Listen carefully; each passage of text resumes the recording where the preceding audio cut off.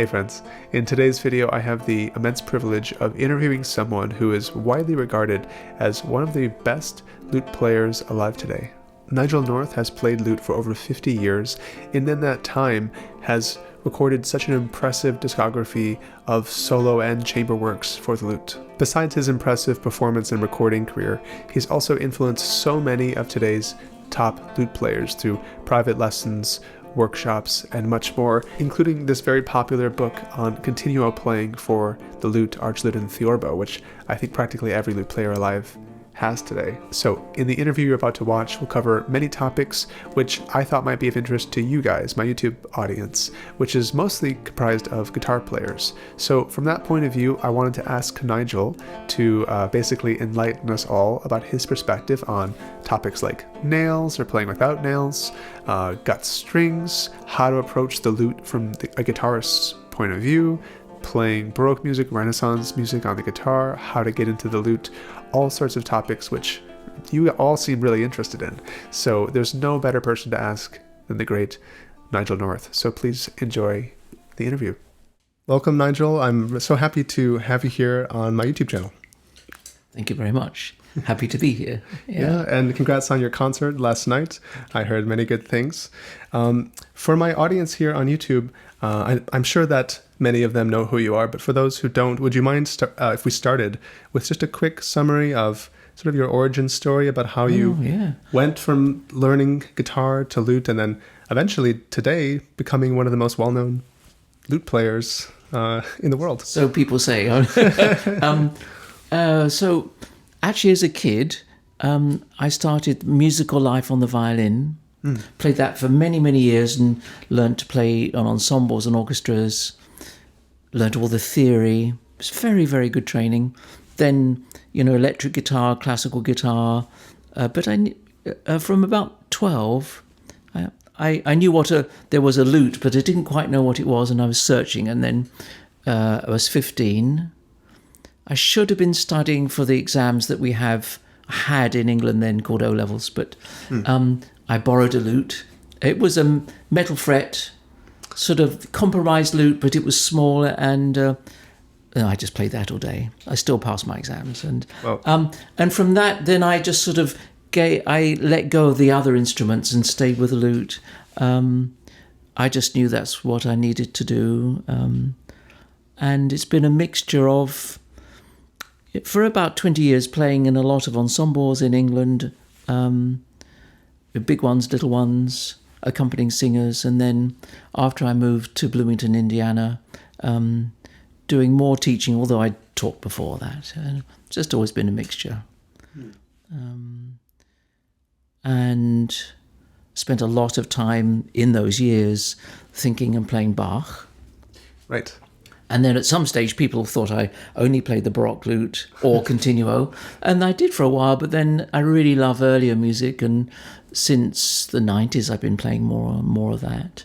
But certainly, I started playing the lute when I was 15. So now I've been playing for more than 50 years, and two things I say to myself: oh, I think I can still play, or after all these years, why can't I play better? I really do think that.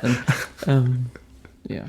Well, the rest of us are very inspired and content with your playing, Nigel. It's incredible that you've been playing the lute for 50 years. I have lots of questions about that. Before we go maybe in that direction, I have some other questions which may be really interesting for my audience, which is, as you might know, is I think mostly made up of guitarists, we could say, but with some early music enthusiasts. I play lutes and guitars, and I do educational videos on my channel. But I think we're talking to an audience of many guitarists who are perhaps curious about early music. And I think it's a really such a privilege to have you here to help sort of communicate, I don't know, what the lute doesn't do, what types of things that would help them approach either the lute repertoire or maybe a type of lute, the actual instrument itself. So my questions are going to be largely kind of in that direction. So maybe we can start with a topic which provokes a lot of debate and also, I think, confusion. At least I've seen on online forums and YouTube and things, which is the topic of nails. Perhaps it's a topic that maybe you're maybe slightly tired of talking about, so I apologize in advance, but I think it would be so helpful for people to hear your perspective on that. So when I finished my second degree in classical guitar, I knew I wanted to become a lute player, but I remember being sort of anxious and scared about the idea. Because number one, I was under the impression that you absolutely need nails to be a serious classical guitarist. And I had just finished my second degree, so I thought, well, I'm going to be a classical guitarist. I can't lose my bow, essentially, right?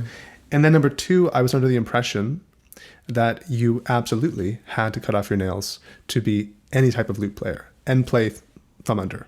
So I played like this with nails, and I thought you had to do this without nails. And I thought, well, what am I going to do? Do I have to make a choice here? So I remember being very confused. So I wonder, what would you say, what do you usually say to help guitarists who are in this sort of position? Right. That's, how many weeks do we have? Yeah, right. After all these years, I feel that the simple answer is don't play both, because they're so different, and we've grown up with this idea that they're so connected and so on, and they are. They're plucked instruments, they have frets, tuning's pretty similar. And the more that I work with guitarists to share ideas of how you might play the music on the lute, it's as though we're on parallel tracks. So your first question of, the idea about nails, I think it's not the most crucial aspect about the differences. I've had some students who've had nails of varying shape and length, and it does make it different. But I think the difference is in the instruments themselves. So what I've experienced, guitar, it's so easy. 6 single strings, usually, with a lot of backup, thick, deep sounds that sometimes gets in the way. And then the lute, which depending on which lute we're talking about, right. Very often pairs of strings that needs a different feel in the right hand. But then what the instrument gives in length of note, the shapes of notes, the balance between the different volumes, it's you have to take more care. So yes, if there's a guitarist with nails who wants to play the lute, it's not impossible, but there will be some types of lutes and repertoire which won't sound so good, I think. I don't think the Baroque lute sounds so well with nails, but I've heard convincing performances, but it's we know that's not what they liked then. I also find the earlier 16th century repertoire where we do normally play with a thumb inside. If you don't and you play with your thumb outside, which you can do, the nails tend to get in the way. I think the musical thing that I hear in the two worlds is that nails tends to encourage playing the notes the same. And what I appreciated when I went through lots of changes is the idea of good and bad notes, whether it's thumb inside or out. Right. And there's something more of a speaking quality that you get when you pluck with flesh. And I'm not sure that I know any really... This is no disrespect to you or anybody, but if I think of really good lute players and really good guitar players that are out there, after Julian Bream, I don't think there's anybody who equally is at home. It's a very difficult thing. Just the amount of tension and the quality of sound from one to the other is so different. Even if, as you know, we go from the theorbo to the Renaissance lute or to the Baroque guitar, it takes me a day to sort of adjust to get the best out of the instrument. I'm not sure if that's fully answered the question, but nails is an issue. But I have a feeling that the difference between the modern approach to playing music that we have on the guitar compared with what seems to work on historical lute instruments is quite good. It's not saved by nails or not. Right. Yeah. So what do you make of the examples as well of Baroque guitarists and theorbo players with nails, which are, if there's a space for nails, that seems to be where we have the evidence, and we know that at least some people did it. Corbetta, Piccinini, Pellegrini. There are some paintings which you can see nails, and even I think Pellegrini shows off his art form, his nails very elegantly. And Piccinini talks about the nail kind of gliding over both courses, and of course he played lute as well as theorbo. And then there's the context, which is in a continuo setting, which of course a hard surface cuts and has a logic to it. Weiss talks about nails, and people play in different spaces, nails or no nails. So is there not a space where we can say that it seems to have worked in certain contexts at least? Yes. Before 1600, I'm not sure if it's clear that we have much about nails except don't use them, but it doesn't mean that people didn't. In Italy, with all the types of lutes and guitars they had, it does seem that people really like to use their nails. And nevertheless, they don't have to be, 5 centimeters long. Exactly. Yeah. And I've often felt envious of players who do have nails when playing in an ensemble, because it does help to contribute to the sound, to the bite of the, to the beginning of the note. So it's good now, 50 years later, to acknowledge, well, there's so much variety of how people practiced, how they played, and we can honour that, and we can continue to get to understand it more. And I would put in a plea at this stage, if we're talking about this whole range, that I don't know of a single reference to a single-strung archlute played with fingertips as the instrument to play everything on. And lots of people do, because it's easier. Yes. And I do worry a bit after 50 years that we're not going to keep making backward steps in our understanding of the lute and how best to play the music and share it, rather than taking a self-centered thing. Well, it's easier on that. It's, Piccinini must have played on a single-strung archlute, blah, blah, blah. There's no evidence of that at all. I will carry on saying that till I can't talk anymore. I admit, when I first got into archlute, I was tempted by the single-strung approach as well, because for the reasons you mentioned. Yeah. I had a gig the next day. I had to play an opera, and I needed some more facility, and the facility based on my experience. And I did play. Of course, I was playing Baroque guitar, but most of my 10,000 hours are single-strung. Yeah. And so, if I really want to be confident, that's how I can do it. And perhaps that's the reason why it's so popular, is a lot of people are guitarists who became lute players. And if you really want to not think and just play, yes, it makes sense. So there's a practicality to it, especially when you have a concert the next day. But after I did it a little bit, I felt, well, I know this is not historical, so what do I do with that? And how important is it to me to be historical? I felt it was. And of course, you're missing some obvious things, like just some notes that aren't there because of the octaves. And anyhow, so I agree with you, and I'm do my best to let the instrument be what it is and let it teach me what it wants to do. And that's if we put our instruments back into the world of everybody else, including singers, but into the world of violinists, cellists, gamba players, wind instruments, and all of the things they've discovered, then it's we really have to respect that and do the same. Because I see string playing and wind playing enormous leaps and bounds, and nobody, plays Baroque oboe in a 1950s style anymore. And there's some wonderful players, and I think we need to make sure that we keep doing that, and not because it's easier to do this or that, of course. And I've tried single-strung archlutes, and oh wow. And then, yes, there's just something missing, and I like the instruments to teach us. That was the point. Well, actually, perhaps that's a nice segue to the topic of gut strings, because as I so kind of dangerously decided to do in a Facebook group, I posted a challenge essentially to the lute community at some point, saying I just had gotten an archlute. Yes. I posted one video and I used single strings, and I got grilled for it.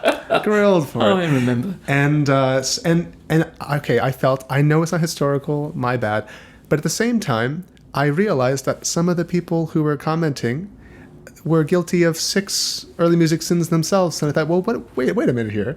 So why are we deciding some things that are not historical are normal and okay? Yes. Like almost every lute player I know in concerts plays with synthetic strings, and it's super practical and it's useful, and the strings now sound pretty good. Are we kind of in the same area of the same challenge of, okay, it's easier to play with synthetic strings because it's cheaper and stays in tune, but don't the gut strings sound better? And we know they're historical. So how do you deal with that in your own personal life? Yes, I completely understand. What I've observed is when I've heard and seen some players who play with gut strings, some people manage it very well. They're not stressed out by, you have to tune that and so on, or breaking strings. So there are some well-known people who just manage that brilliantly. In my own personal experiences, I tried that. I had one awful experience many, many years ago, trying to do a whole recital on 3 instruments, and I thought, I've got to put gut strings on, and it was a wet, stormy night. Oh no! And after every movement, I had to tune.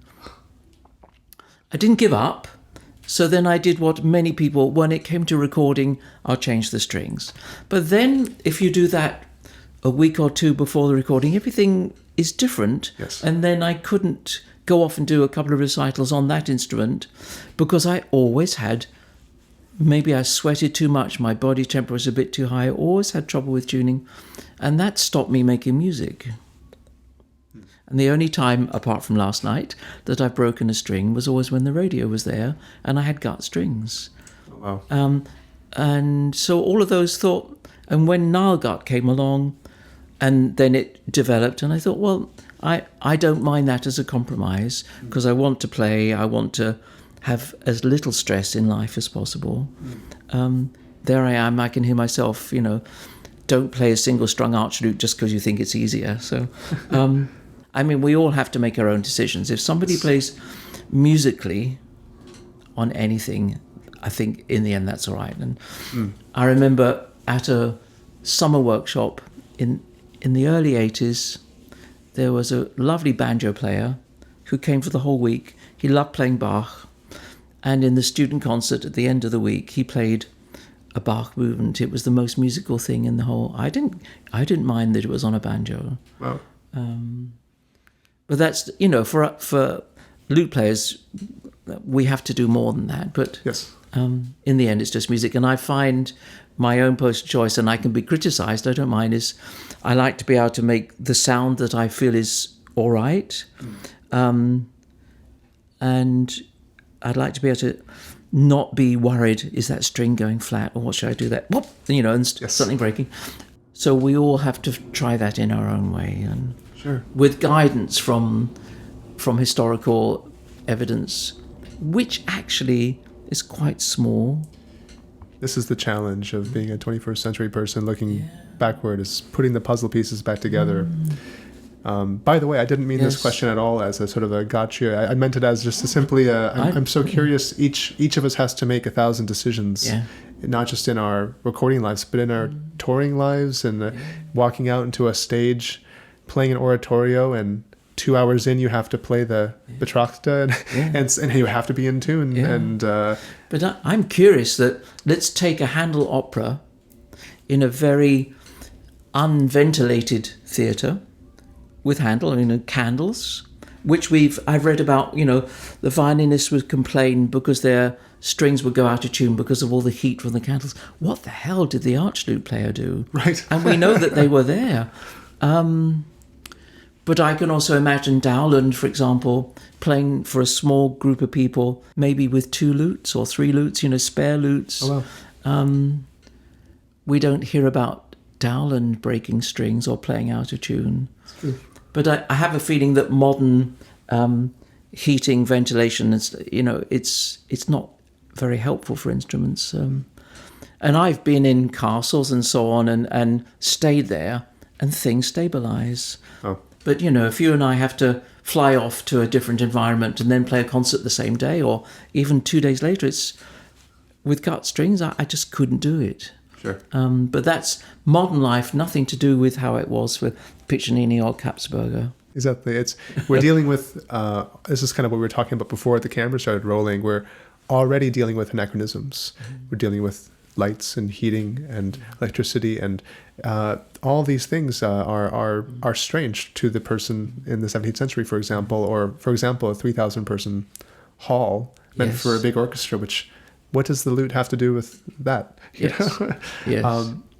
I wonder if we could pivot back to the topic of no nails to debunk a couple things that I experience a lot while sort of proselytizing for the idea, just simply to teach the history that people have been playing with and without nails for a very long time. Yeah. And of course, there's a sort of a horizon before 1600 of kind of, we're speculating, and we have examples where people say, as you mentioned, the sound is best with the flesh. So we can say maybe after 1600, there seems to have been some nail players. And until present day, people have seemed to have done both. But one thing that really I find is surprising is how much pushback there is to the idea of playing without nails, especially in the classical guitar world.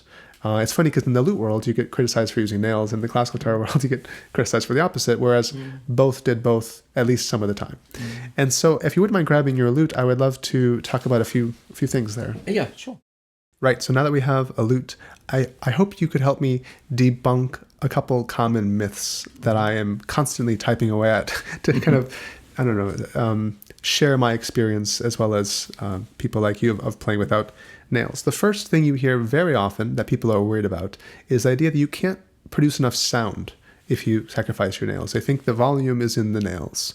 And I just wonder what your perspective on that was. I think in the midst of an ensemble, it's just the initial bite of a nail that might help.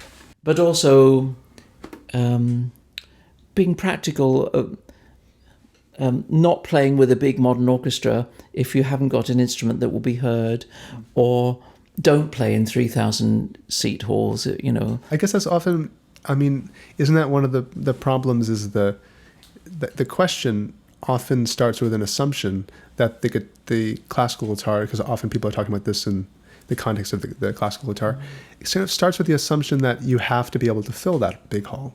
But isn't that the problem? Is the premise is faulty, because the guitar and the lute were made for rooms rather like this, and it's perfect in a room like this. It's just you wouldn't want to hear a trumpet this close, no. but that lute sounds so beautiful from here and charming, and you can speak over it.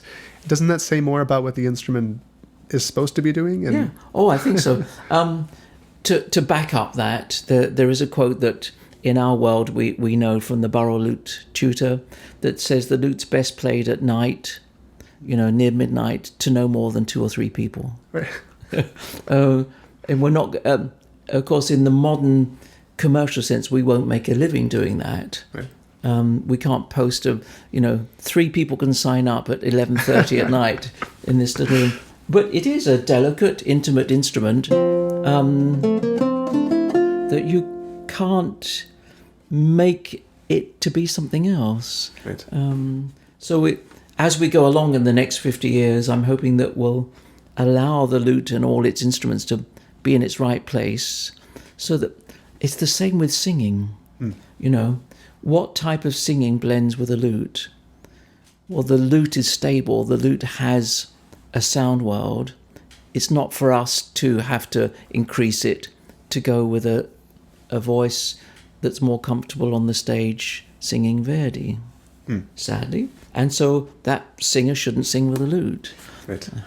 I think that's why Caccini and his colleagues developed a new type of singing with a plucked instrument, with one plucked instrument, because it works so well. The idea, it doesn't invite a blast of sound from the singer. It invites a good orator with a little bit of pitch. Yes. And plenty of affect. But we don't get that particularly in this country, normal operatic singing, which I have to say I don't mind declaring I hate. Oh, really? I will not listen to operas because the sound is so, it's like a brick wall very often. doesn't mean it's not music. It's not for me, and it doesn't go with these instruments because of the decay of the sound. That's for sure. I do like it. I can switch gears. I have many gears. I used to play in a metal band also, so I do like that it's side of music, sort of the more intense side, and my transition to the opera world was first through Wagner and Verdi and Puccini, and I liked the intensity of those big dramatic climaxes. But I sort of worked my way back, and then through song, through lieder, all the way to lute song, and there's a precious space there, which I think they have little to do with each other, maybe. I think the core of what I would like to say is that if we're going to sing Dowland, or if we're going to sing Monteverdi or Lambert with a theorbo or something, we start with that instrument, what it can do, and find a way of singing that goes with it, and not the other way around. So I think if I can pull out the kind of the main point here, when it comes to volume, I think we have to start from a point of, rather than saying, why isn't your instrument loud enough, or whether you play with nails or no nails, it's first a question of context and what the instrument is meant to do. Yeah. What can you get out of the instrument? Yeah. And if you're going to mix that with something, the other people, singers, instruments, well, they can adapt. Perhaps we can pivot to the next common myth that I'm sort of struggling with online to get your perspective. One of the surprising myths I often hear is you can't play fast without nails. People seem to think speed is in the nails. They say things like you can't play guitar tremolo without nails. You can't play fast scales. What's your opinion on that? When I've tried it, like when I teach guitar players, I will pick up their instruments and I can make a sound that I like with my fingertips, but I know that if I wanted to play of Bach, everything is thicker and heavier. I couldn't. It would take a long time to get it quicker. So it does seem scientifically, though I'm not a scientist, when you have that extra clarity of the nail, it does help a speed. But we know, not that I'm going to from cold be able to play very fast, but two different techniques on the lute. On the 6-course lute, playing with thumb and index, that it is really quite possible to play quickly. Yeah. And then as we progress into the Baroque lute, even early 17th century on the theorbo,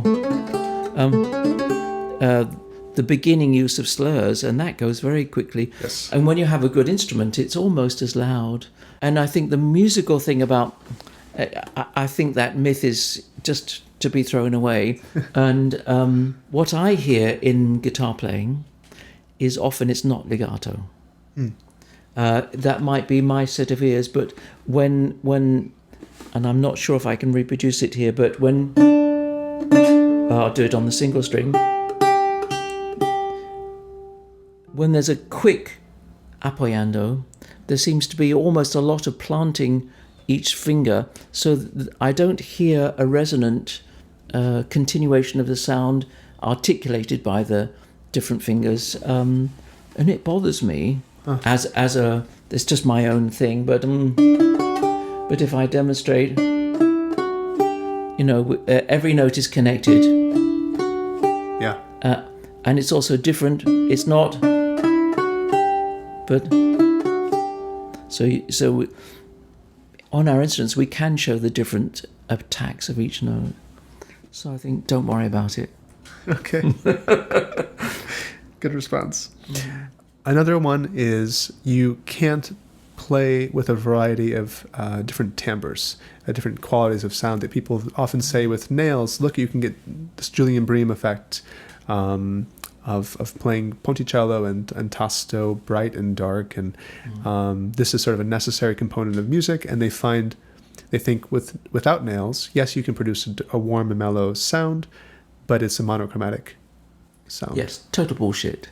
If you're allowed to have that expression, I understand that that's an approach, but we do have various scattered little evidence that. Lute players did like to play near the bridge sometimes, and both Piccinini and Baron, 100 years apart, say, well, there's an average, but actually it takes a good player to use all of it. Right. And it's not just the hand position, it's also how you attack the strings. That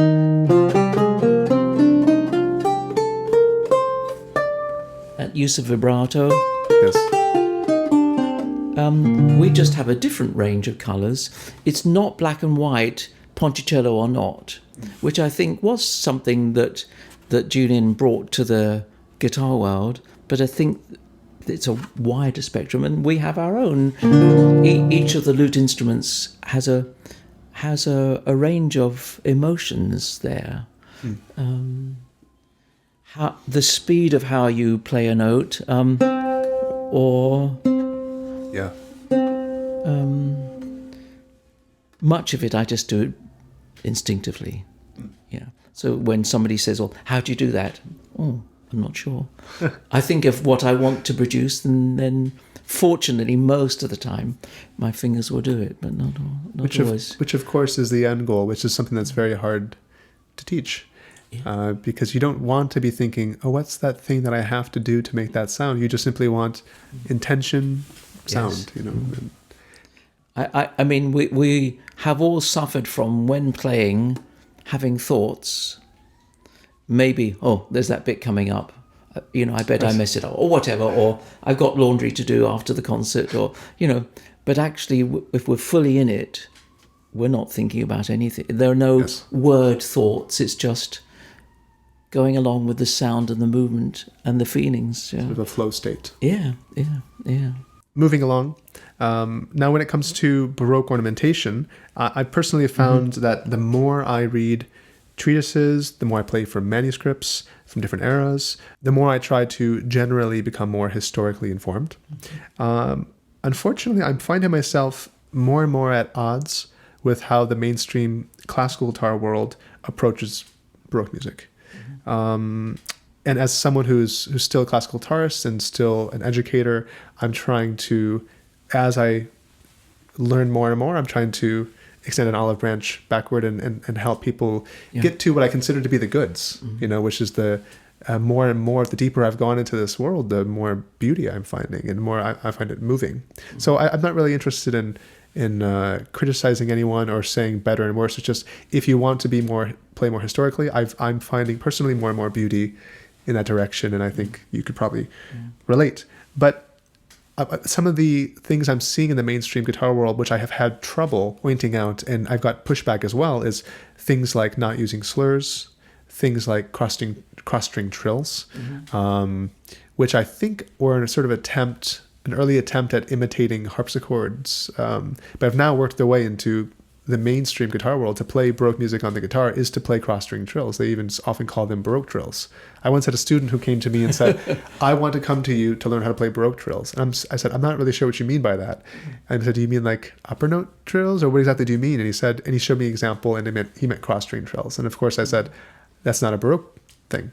So, but this is a very prevalent idea, and it's pretty hard to compete with the authorities in the guitar world and all of the recordings among guitarists who look to them for examples. So it's an uphill battle to sort of bring some historically informed ideas into that world. But I'm trying. I think they would like the ideas if they could try them out. Yeah. So I guess I'm sure you've encountered this often, and I guess I would wonder what your advice would be to guitarists who are exploring this repertoire and would like to head in a more historically informed direction.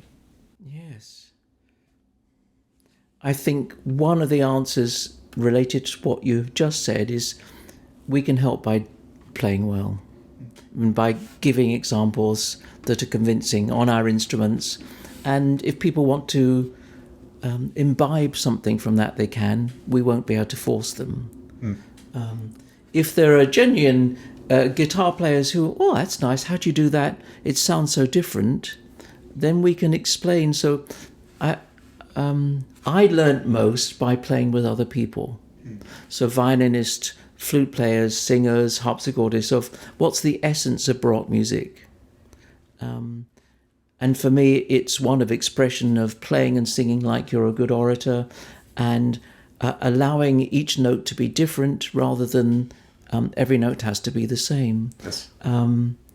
And that's what I would like to encourage people to hear, because if you and I go and listen to a style of music that we're not familiar with, we won't hear all the detail. Yes. For example, my son plays the saxophone, and I just, how do you make that up, sort of thing, because I'm not in that world. Just as a guitar player might think, well, that sounds nice. I don't see what's different about it sometimes. So it's, as educators, it's our job, I think, to help show people so they can hear the difference. I think a lot of that is in the fingering for the lute players. I see on video sometimes, and it'll be with this hand, right. or repeated fingers. Yes, so repeated fingers, which actually, we can do quite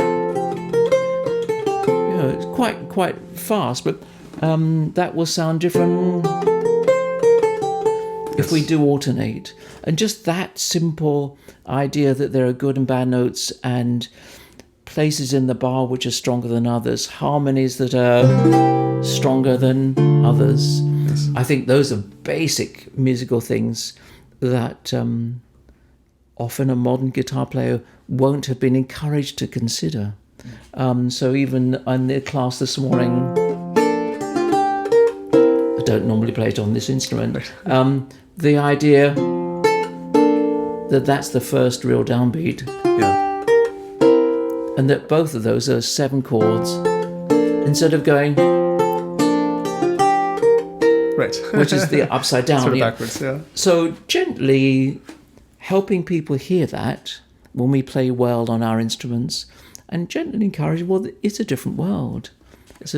It looks almost the same, but there are these subtle differences.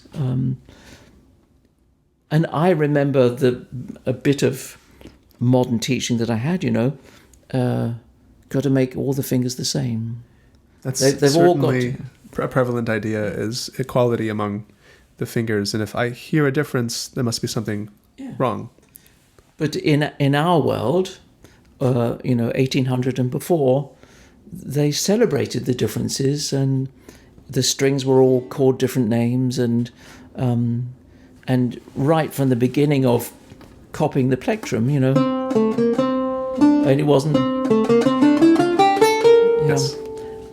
Because for the same reasons. I mean, it's a bad electric guitarist who plays down, Yes. down, down, down, Yes. down, down. Yes. I mean, a good electric guitarist will discover alternate picking for the exact same reasons as the violinist with their bow. It's gravity and strongs and weaks, good and bad notes. And isn't that where the technique comes from, of PI alternation? Yes, absolutely. Going back to an earlier question, maybe just allowing a parallel track of guitar world and everything that's good about that. We're not going to change the cross-string trills, but if somebody asks me, we are not a keyboard instrument, because the argument I've heard is cross-string trill. It's like a harpsichord. So when they play Scarlatti, and I just point out, well, on a plucked instrument, there's an enormous amount of difference, and you don't end with the accent. Exactly. And it has a strong effect, but you can do it well, and it sounds fantastic. It just doesn't sound baroque to me. It sounds kind of like, to my ears, I think that what bothers me so much is it's, number one, the dissonance of hearing both the second at the same time. Yes. But of course also you lack the shape of the appoggiatura, the dissonance relaxing to the consonants, and then which is the trill just being an extended appoggiatura essentially. Yes. You lack that beauty, and of course the vocal quality of not singing 2 notes at the same time. Yeah. And it always confuses me because if we're thinking about, we're a fretted plucked instrument, guitar being so much more similar to a lute than a harpsichord, for example. If I was to borrow the idioms on a guitar, which of course classical guitars didn't exist in the Baroque period, but if you're going to borrow idioms, why not borrow from a similar instrument for which the evidence for which we have copious amounts of tablature, and also people just saying they're done with the left hand sans. I once collected a whole bunch of quotes, it's Yes. very clear that they trilled in the left hand. It's a different effect. But I think we've now got to the stage, and I often get to try modern classical guitars, with double tops and this and that. Yes. 8 kilos of tension on the strings. So that they're so hefty that when you do that with a nail to start with, and all of this weight to get through, you don't make enough sound. And I understand why they look for alternatives, but I think pointing out the musical effect of trilling like that and seeing if you can do it, even if you do across the string. Yes. But there is a world, fast and loud. It's good, For sure. And I think probably influenced by the competition, the popularity of competitions in the guitar world. It's very competition driven, and fast and loud seems to be part of that playing style, which is, I think, one of the reasons why I'm not doing that sort of thing. I've gone backward in time because there's something about these low strung instruments that sing in a way, and all the beauty of all those left hand ornaments that I find so charming, and it demands a softer right hand pluck, because if you go boom and then you're going to slur, you hear nothing. But if you play soft and then soft here, you make a beautiful little cosmic world that sounds so gorgeous. And actually, that was one of my big revelations in the last few years studying with my teacher, was just dropping the pitch, just taking your instrument, whatever your instrument is, and just taking it down too low, and then working your way back up and discovering what the spectrum of tension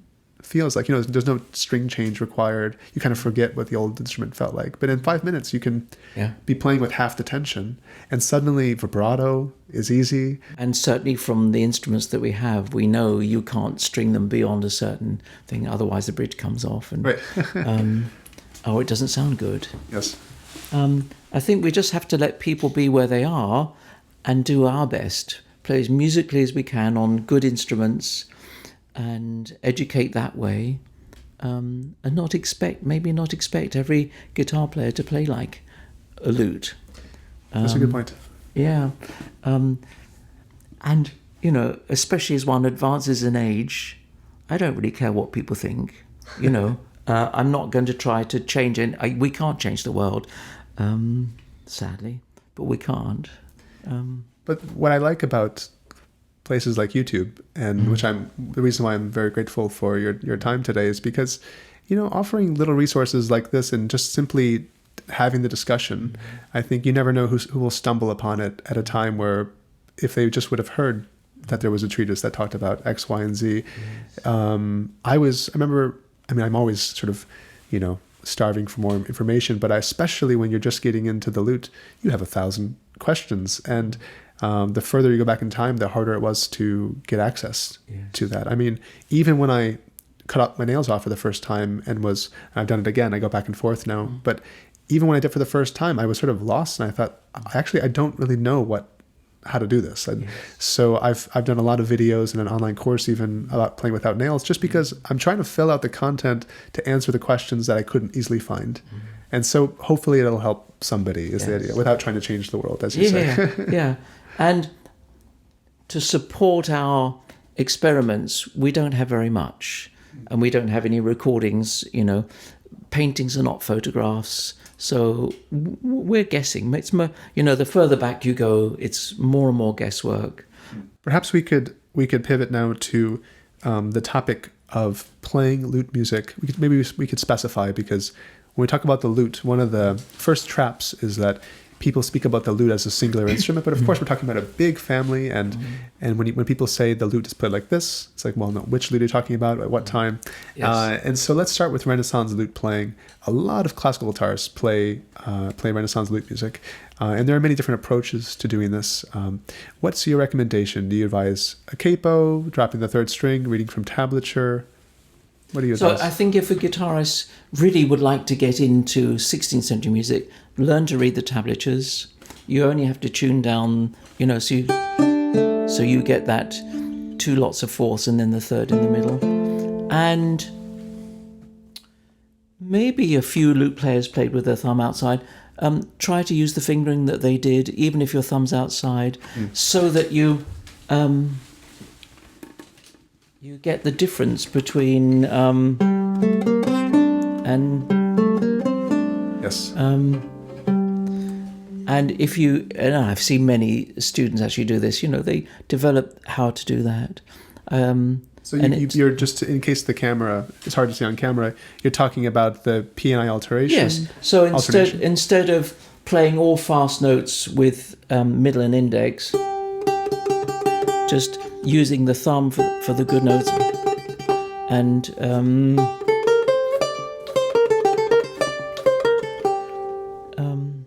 I think it's so easy to read tablature. Yeah. I think, and there's such a wealth, and it's all available on PDFs online. If you really want to play 16th century music, and it's such a good education for learning how counterpoint and polyphony works. Yeah. Excellent. I could do that, for another 200 years. Yeah. My first guitar teacher, in my very first year playing classical guitar, I was just getting used to reading score, catching up there. I learned on modern guitar tab my whole life, playing in rock bands. And about 3 weeks before a recital that I was going to play with a singer of music by Dowland, I had this edition that had the tablature and the guitar score, and I was playing from the guitar score. And eventually, in our lesson, he went, "Wait a minute, are you not reading from the lute tablature?" And I said, "Oh, I don't know how to read that. Those are like hieroglyphics." And he went, "Go home tonight and spend a couple hours on it." I came back the next lesson. The next day we had a coaching, and I played from lute tab from then on. I played the concert from lute tablature. And ever since then, what's the difficulty? It's the easiest thing. It's the same reason we all go, and learn rock guitar tab and 035, 0365. It's intuitive. Yes. In fact, score reading is the hard thing in comparison. So even if you do French tab and then the little hard part about switching to Italian tab with numbers, I think it's so easy. And then you have, the best part is you spend 2 weeks, and then you have access to more music than you'll ever play in your lifetime. Yes, exactly. Yeah. Okay, so you do recommend guitarists play with the fingering, right hand finger, which is P&I alternation rather than I and M. Capo on the 3rd fret, 2nd fret, what do you think? I can see that maybe out of convention, but maybe for other reasons. When you put a capo, it shortens it, it makes it a little bit less strong, a little bit brighter. I always like to counter that and say, well, lutes came in different sizes. Right. So there might have been a lute with an E as a top string. It's not authentic to put the capo on, but I can see it lightens it up. I think people should try out whatever they want, but knowing that having a capo at the 2nd fret is not authentic. It doesn't make it the right thing. Right. And that there were lutes where you should put your capo at the 4th or the 5th fret. To be, there were lutes that had that as the open strings. What about this question about the right hand we've been alluding to it this whole time, but there was development, a change in technique from in the right hand from thumb under to thumb out, and I think often it took surprisingly long for me to understand that process and what was okay when. And you're always afraid of getting arrested by the early music police, and you're afraid of being perhaps criticized, but I think we can skip that part and just go to what actually helps make music. And what is your advice in this topic? There may be more than 2 techniques, but the 2 very radically different hand positions. In the 16th century, most people played with their thumb inside, which makes it easier to articulate with thumb and index all over the lute. And the music is primarily made up of voices that all are equal and go together, and that technique helps. Now, as music became a little bit more in the bass, treble with a bass line and harmony in the middle, not that counterpoint ever stopped, and as lutes had more strings, which this one doesn't, but then without changing much, going from here, as music developed around 1600, maybe a bit before, then the thumb came out, the fingers went in, as it were, and immediately you can feel the thumb is a bit stronger, and we begin to have references to resting it. Yes. And it's bass oriented. Which is one of the big shocks I had, which is the inverse of classical guitar technique is usually the melody is on top and we rest stroke the top, and it's pretty rare that we rest stroke the bass unless there's a melody in the bass. But then you go to lute playing past 100 and they basically say always rest the opposite. thumb. It's the opposite. And it's a funny inversion. In thinking of that, when we're used to romantic music and later, where the emphasis is on the top, so if I do, I hear it in harpsichord playing and piano playing and guitar playing. Yes. The breaking of the two notes. So yes. So in fact, to my ears, the bass comes early, and we're concentrating. Sadly, I hear that in quite a lot of lute videos, and all I hear is the treble voice. So in 16th century music, where every part is equal, it doesn't mean that we can't arpeggiate a chord, but if it's always... Then if you really listen, the bass is always kicking me before the real note, and it's just focusing on the top voice. So I think one of the things, maybe the difference, I don't know, but we need to listen better. And if we really want to play for some reason, then let's do it, but let's not do it by default without hearing it. Exactly. Muscle memory, musicality. Yes. and we know, even in some 16th century tablatures, but later, that the bass, if you split up two notes, the bass was on the beat and the treble was delayed. And that also existed in some harpsichord French treatises. Not. Exactly. Yeah. There's a symbol for it, right? There's a vertical line connecting the two notes. Mm-hmm. And then sometimes they did a horizontal line, which is séparé, right? Yeah. To play the notes separated but rhythmically. You play the bass first, followed by the other. But on the beat. Exactly. But then in some French books, you get it written out. Sometimes instead of two notes with a line through it, they write it out. And the lower note is on the beat, and the other one is halfway through the space. It's really hard. I find it hard to listen to harpsichord playing where that's happening on every chord. Very prevalent in harpsichord playing as well. I don't mind at my age. I hate it. But it's a relief when it doesn't happen. And I wish. I mean, my one wish: time travel. I would like to go back. Oh yes. How did they actually do it? And I hope that I'd like it. Right, because there's a risk that we won't. They might have not made beautiful sounds, or I don't know, do anything that the treatises tell us that was thought to be good taste. Perhaps what was written down were the fringe exceptions, and the normal thing was, I don't know. I often think about that, especially when I'm really in the weeds of thinking about technique and reading these sources, and I'm thinking what I would give to listen for 1 minute of Weiss or Bizet, and just to hear what type of sound were you making, what type of tone production were you making, where were you playing, were you moving your hand a lot? There's a million and one questions that you would want to ask. How did the instruments sound with the strings they had? Yes. And how fast or slow did they play? I was amazed at a conference, I think it was last year in Basel, where somebody was talking about Francesco de Milano and Marco dell'Aquila.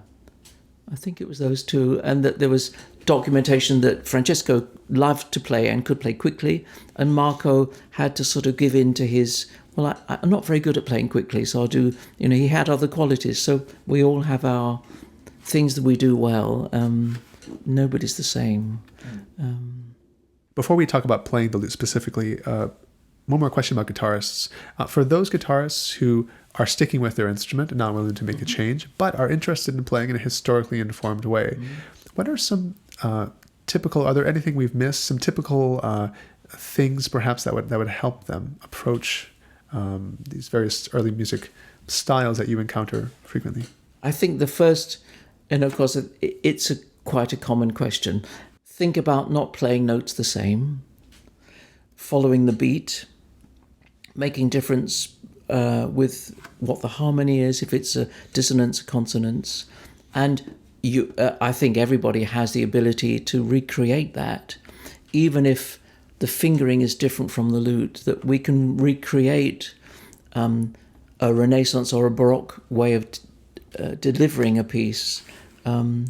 Yes, allowing it to be like singing and speaking would be how I would wrap it up. And of course, this could be a year-long class. It should be more than that. A life. For myself, I'm still trying. Yeah, really.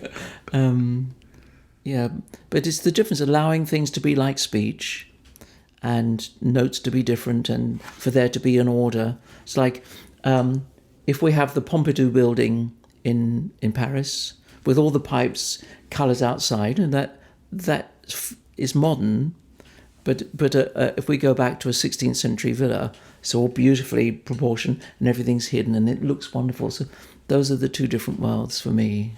Yeah. Beautiful. Well, now maybe we can go a little deeper and talk about specifically about those who are maybe at that fork in the road and are thinking, oh, I would love to play early instruments, a theorbo, a baroque guitar, a viola, lute. There's so many to pick from, but maybe something has grabbed them and they're thinking about it, but they're hard to find. It's hard to know, where to start. Maybe we can talk about some advice for those people. I mean, personally, I found making the transition sort of exciting and fun, but also intimidating and challenging. Going from high tension single strung instruments to very low tension double strung instruments. That alone is huge. You've helped so many people make this transition, and I wondered if you could offer some general advice for those who are willing to take up the lute to make that jump.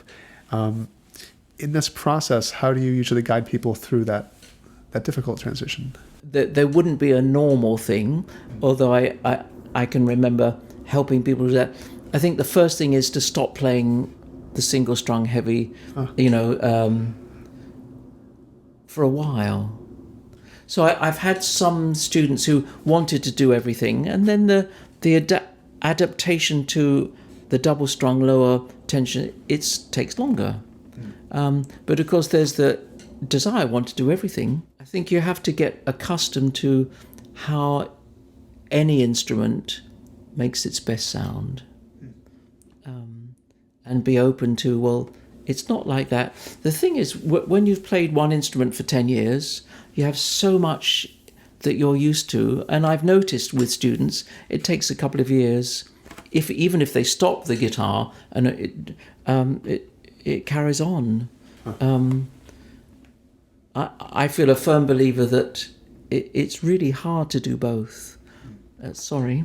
Well, I can attest to this. Yeah. I'm constantly compromising, and week to week changing my technique and nails, no nails, and I'm always kind of adapting.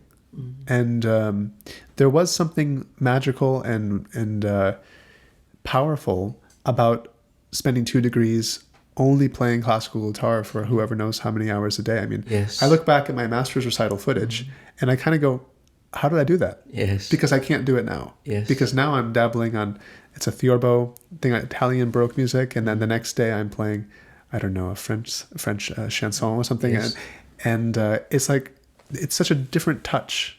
And in the same concert, to even go from theorbo to a 6-course lute, you feel quite heavy-handed when you pick up the 6-course lute. If you're used to some continuo theorbo, for example. Yeah. So I think in many ways, as modern people wanting to do all the things, we're making, kind of to your point, people like me, we're making our lives difficult because, I mean, Gaspar Sanz, what he did, he played Baroque guitar very well, and he just did that very, very, very well. And there's something to say for specialization. I think in the end, that's, if we want to do something so well, there has to be a little bit of specialization or not doing too many things at once. So I do play a variety of lutes of different styles, and I feel like I have a savings bank of approaches, so I plug into one of them if I pick up a certain instrument.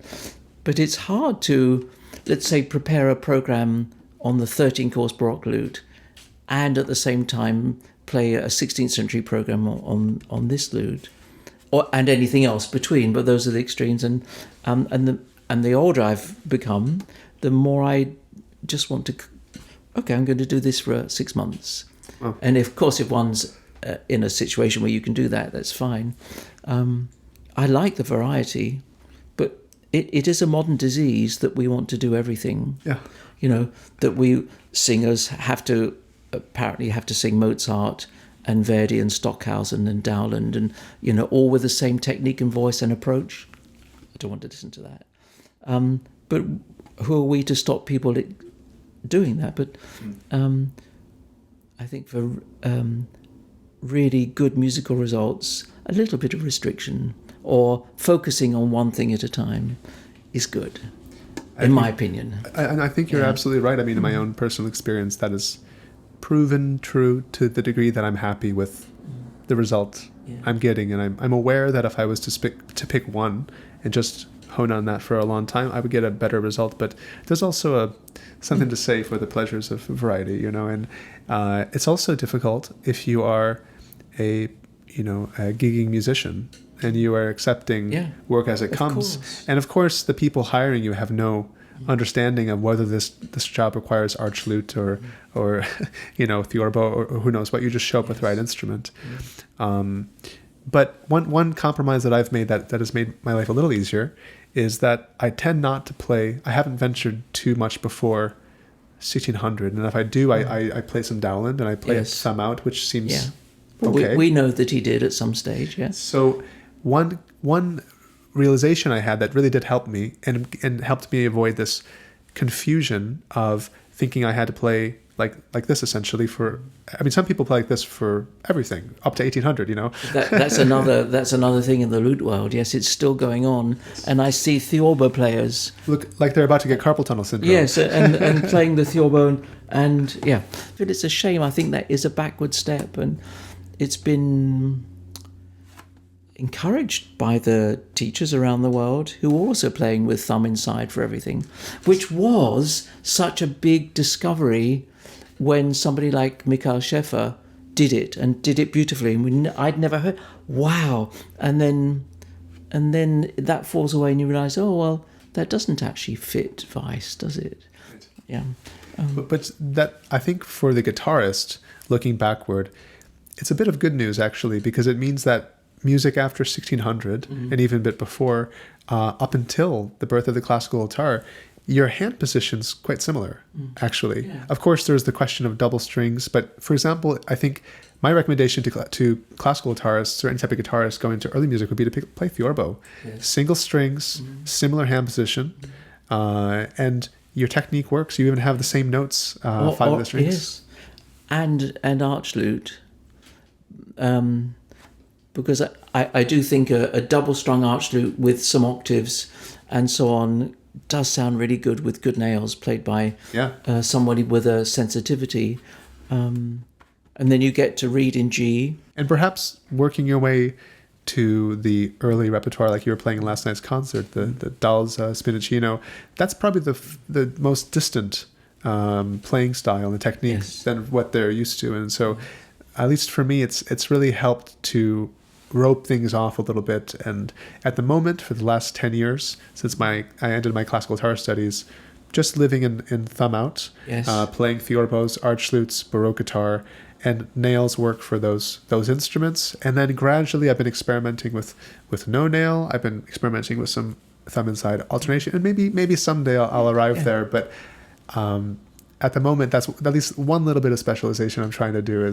I guess my point was just to say, sometimes you discover something that's historical that gives you some relief, because you say, okay, at least in this repertoire, I know that I can do these things and not feel, I don't know, guilt about it or something. In fact, it works better to play that way. We think that in the 16th century, people played thumb inside, but then there's a wonderful engraving of Ochsenken, mid-16th century German, beautiful engraving, clearly with his thumb outside. And I also wonder if Neusiedler might have done that. again, we can't prove anything, but there will be exceptions. Just as Bezard says in the Variety of Lute Lessons and earlier, well, this is how we do it these days, i.e. with the thumb outside. But actually, if you've got a short thumb, it has to go inside. Oh. And there's one very well-known, famous, brilliant lute player who does have a short thumb and plays everything with a thumb inside. In the end, going back to the banjo player, if we play musically, it's all right. You said about the similarity of the hand position. I think the difference is the little finger on the soundboard. Yes. Or the ring finger, Kapsberger's case. Yes. Maybe the exception. Yes. I think I've seen one or two paintings also with the ring finger. Oh, really? I've tried it, and because I've had so many years of that finger being free, I find it hard to do that now. Me too. But the advantage, doesn't it seem to be that actually, if you think of classical guitar technique of being maybe more lean towards the thumb, putting your ring finger down allows you to keep that position. Yeah. And so I wish I could do it freely. And then, of course, you favor these three fingers. Yeah. From sore all the way back. These are our fingers anyway. Yeah. So I've seen it done to great effect by some modern players. So I know it's possible. Oh yeah, definitely. I think it's, if you've had a few years experience, the body is able and the mind is able to, let's try something else. I've been through that. But then, word of warning, after many years, it is hard to then physically change. But if somebody's at the stage of, what can I try now? I can only say that even if thumb outside, having that there does mean the hand operates differently. Yes. And I actually feel it's easier because you have so much support already, and then the fingers can be so relaxed and free. Yes. But I guess a word towards guitarists, that's another thing you sometimes hear. You in the guitar world, you're told, perhaps in reaction to fingerstyle, more folk-oriented styles, this is one of the first things you do is you say don't plant the pinky, because for the independence of the ring finger. But then we see 19th century guitarists did it, and then people did it for at least 400 years before that. And I think one of the misconceptions is that the pinky is this heavy fixed digit, when in reality it's quite mobile, isn't it? Yeah. I don't ever put glue on it or anything, but it does. If I experimented to play, like that, it feels different from that, which then can move around. Yeah. And I see a lot of electric blues jazz players who've just they develop their own technique that goes down immediately. What do you make of the whole, there's some evidence of people playing their pinky behind the bridge or on the bridge, and this is one of those things that baffles modern people. Is it's just like, what type of sound do you get when you do that? Into our modern ears we go, what is that? How do you use that? I've tried it and don't like the sound on my instruments that I can get. So, the majority of books will say, in fact, I think it was Reusner, for example, I think it says, put it this side of the bridge, not there where some people put it. In the end, you have to make the sound that you like. Perhaps that's a nice ending point, because it's such we've been talking about some contentious issues, and I promise not to be provocative or anything, but it's to help, because people have these questions, and I like talking about these things to the extent that they help us make music.